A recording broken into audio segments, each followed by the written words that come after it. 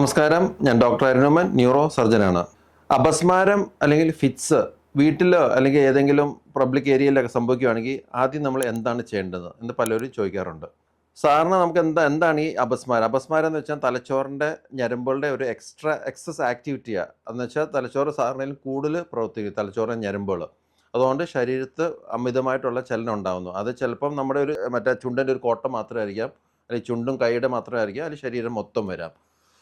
ഏതായാലും അപസ്മാരം വരുവാണെങ്കിൽ ആ സമയത്ത് എന്താണ് ചെയ്യേണ്ടത്? നമുക്കറിയാം, അപസ്മാരം തുടങ്ങിക്കഴിഞ്ഞാൽ അതെന്ന് പറഞ്ഞാൽ തലച്ചോറിൻ്റെ ഒരു എക്സസ് ആക്ടിവിറ്റിയാണ്.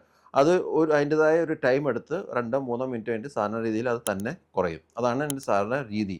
അപ്പോൾ ഈ ഒരു സമയത്താണ് നമ്മളിങ്ങനെ ഫിറ്റ്സ് അടിക്കുന്നത്. അപ്പോൾ ഫിറ്റ്സ് അടിക്കുന്ന സമയത്ത് നമ്മൾ ചെയ്യേണ്ട കാര്യങ്ങളെന്ന് വെച്ച് കഴിഞ്ഞാൽ, ഈ പേഷ്യൻ്റ് നമുക്കറിയാം ആ സമയത്ത് ബോഡിക്ക് യാതൊരു കൺട്രോളും ഇല്ലാത്തൊരു സമയമാണ്. ആ സമയത്ത് ഒരിക്കലും ആ പേഷ്യൻ്റ് വേറെ ഒന്നും നമ്മൾ ചെയ്യേണ്ട ആവശ്യമില്ല. പേഷ്യൻ്റ് ചിലപ്പം നിന്നുകൊണ്ടിരിക്കുന്ന സമയത്ത് വീഴുവാണെങ്കിൽ നമ്മൾ വേറെ ഇഞ്ചുറി ഒന്നും വരാതെ നോക്കുന്നതാണ് ആ സമയത്ത് നമ്മൾ ചെയ്യേണ്ടത്. അതായത് വീഴുമ്പോൾ നമ്മൾ പിടിക്കണം. പിന്നെ ഇങ്ങനെ അടിച്ചുകൊണ്ടിരിക്കുമ്പോൾ തലയോ മറ്റ് ശരീരഭാഗങ്ങളോ ഒന്നും ഇടിച്ച് എവിടെയെങ്കിലും നിലത്തൊക്കെ ഇടിച്ച് ഇഞ്ചുറി വരാതെ നമ്മൾ വളരെ കെയർഫുള്ളായിട്ട് അവരെ പരിപാലിക്കുക. അതാണ് നമ്മൾ ചെയ്യേണ്ടത്.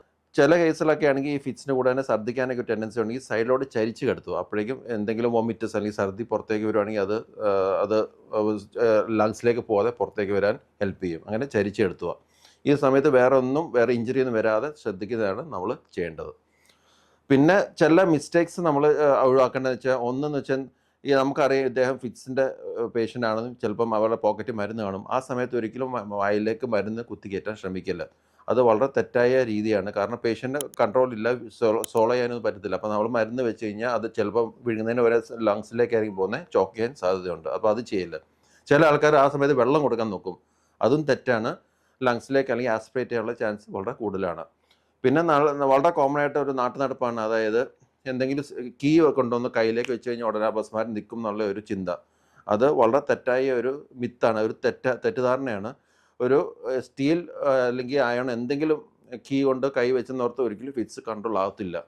സാധാരണ രീതിയിൽ ഒരു കീ ഒക്കെ കണ്ടുപിടിച്ച് കൊണ്ട് കൈ വെക്കുമ്പോഴേക്കും 1-2 മിനിറ്റ് കഴിയും.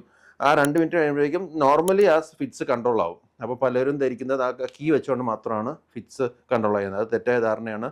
അത് വെച്ചതോട് ദോഷമൊന്നുമില്ല, ഒരു സപ്പോർട്ട് പോലെ വെക്കാം, പക്ഷേ അതുകൊണ്ട് യാതൊരു യൂസും ഇല്ല. പിന്നെ അപ്പോൾ ഇതാണ് നമ്മൾ ശ്രദ്ധിക്കേണ്ടത്. അപ്പം ഒരു ഫിറ്റ്സ് സമയത്ത് പേഷ്യൻ്റിന് വേറെ ഇഞ്ചുറി ഒന്നും വരാതെ അവരെ പരിപാലിക്കുക. ഫിറ്റ്സ് കൺട്രോൾ ആയതിന് ശേഷം ആവശ്യമുണ്ടെങ്കിൽ ഹോസ്പിറ്റലിലേക്ക് എത്തിക്കുക.